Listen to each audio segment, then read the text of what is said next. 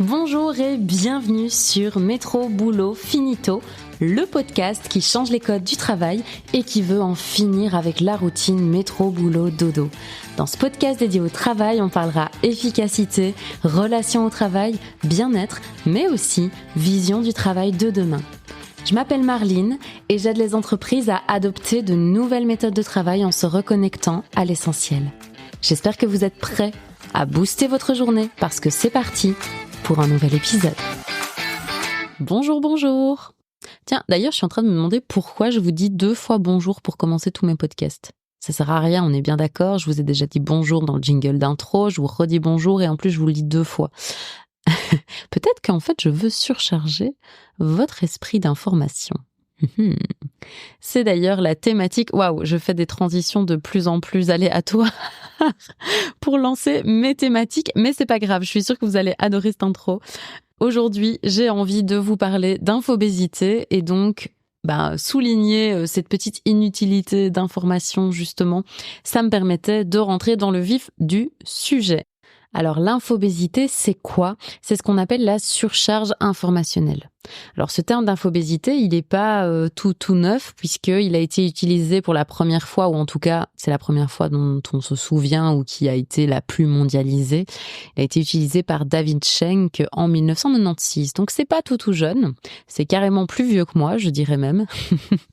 Mais effectivement, ce terme-là, il a un peu fait son chemin.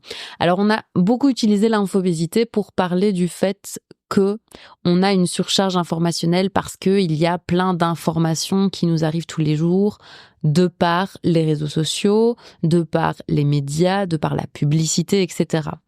Aujourd'hui, j'avais envie d'aller un petit peu plus loin dans ce terme avec vous parce que la surcharge informationnelle, ce n'est pas que les informations au sens classique du terme comme on les entend.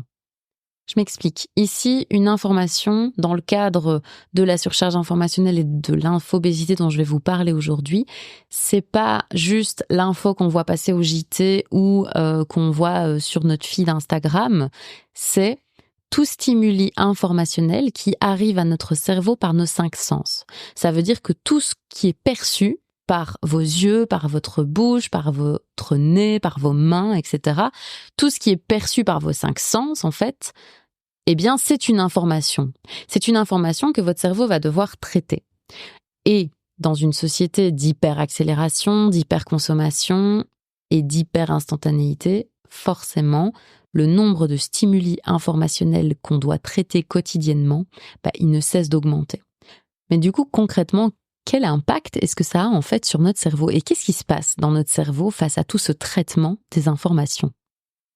En fait, chaque fois que vos 5 sens perçoivent une info, donc vos yeux voient une pub, vos oreilles entendent un moteur de voiture ou un chat qui miaule par exemple, ça c'est une information.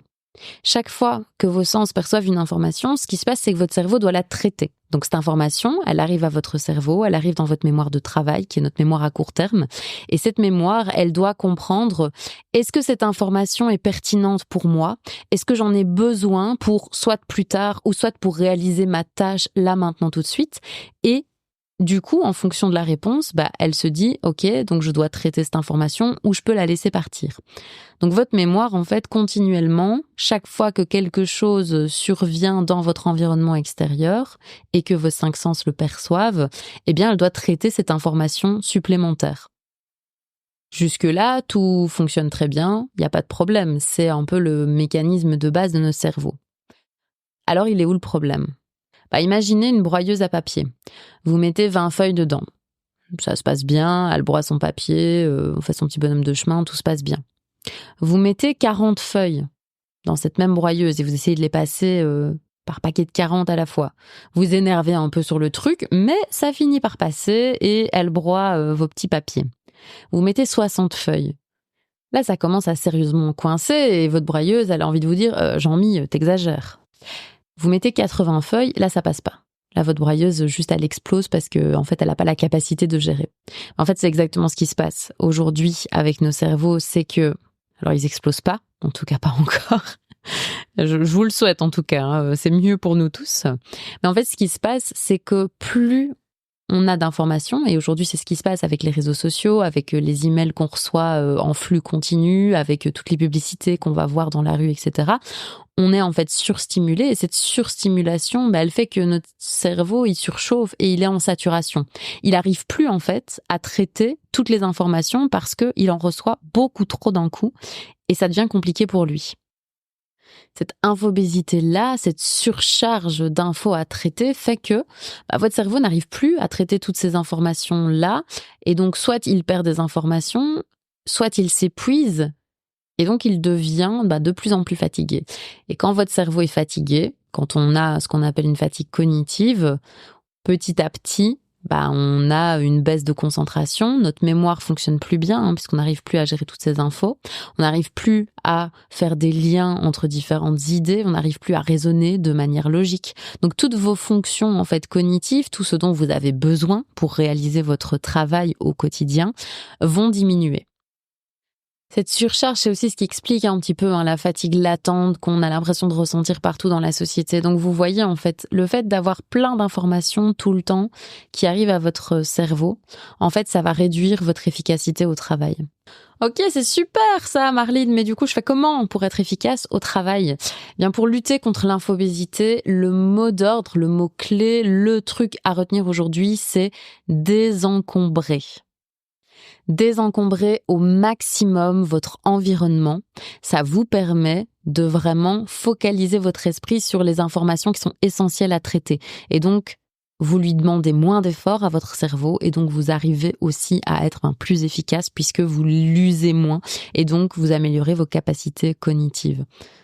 Alors du coup, pour désencombrer, quelques tips. Désencombrez vos espaces de travail. Pensez à épurer au maximum votre bureau et réfléchissez toujours bien en vous disant, si vous avez 60 dossiers, 4 tasses, 600 bics et 4 carnets sur votre bureau, tout ça, c'est des informations. C'est de l'information visuelle, donc votre cerveau va devoir les traiter. Il va les traiter très très vite parce qu'il va se rendre compte rapidement qu'en fait, il n'en a pas besoin pour réaliser son travail, mais quand même, ça veut dire que quotidiennement, vous l'exposez à cette surcharge informationnelle qui est inutile en fait, parce qu'elle vous sert pas dans votre quotidien. Et du coup, ça vous épuise le cerveau. Donc désencombrer au maximum votre espace de travail, ça va être important. Parce que gardez aussi toujours bien à l'esprit que votre cerveau, il fait un process qui est double. Le premier, c'est il doit savoir sur quelle info il focalise son attention. Donc ça veut dire qu'il y a un premier travail de « ok, cette info j'en ai besoin » ou « cette info j'en ai pas besoin ». Mais votre cerveau, il fait aussi en permanence un deuxième travail. C'est-à-dire que tout ce qu'il perçoit dans son environnement, une fois qu'il a capté qu'il n'en avait pas besoin, mais que les infos, elles restent là, donc la pile de dossiers qui est sur votre bureau, votre cerveau, il va capter qu'il n'en a pas besoin pour faire son travail, mais elle reste là. Donc ça veut dire qu'il doit faire un travail permanent et un effort pour pas se laisser déconcentrer par cette pile de dossiers. Donc vraiment, désencombrer votre espace de travail, désencombrer vos bureaux, c'est un super service que vous rendez à votre cerveau pour lui éviter cet effort inutile. Pour désencombrer vos espaces, n'oubliez pas aussi que le numérique, le virtuel, c'est aussi un espace.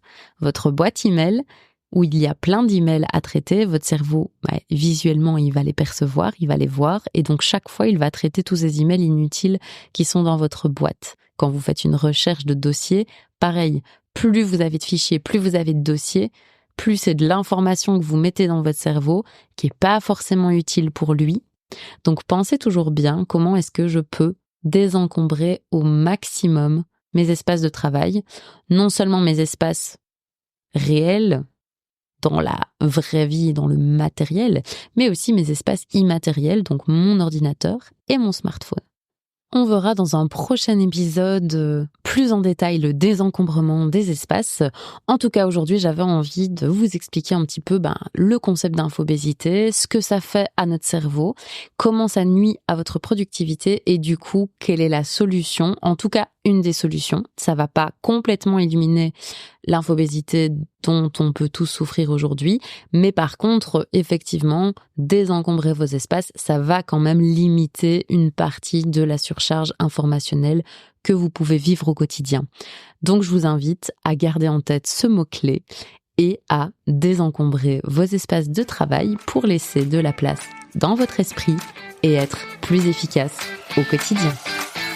Nous voilà à la fin de cet épisode de podcast. Déjà, merci d'être resté jusqu'au bout. Si cet épisode vous a plu, n'hésitez pas à laisser une note et un commentaire sur votre plateforme d'écoute. Et puis un petit partage sur vos réseaux, ça fait toujours plaisir et ça aide à faire connaître le podcast. Pour échanger, proposer vos idées de contenu et partager vos expériences, c'est sur Instagram et LinkedIn que ça se passe via le compte Mayeko Design. Je vous mettrai les liens en description. Il est temps pour moi de vous dire au revoir. On se retrouve la semaine prochaine pour un nouvel épisode. Et d'ici là, prenez bien soin de vous.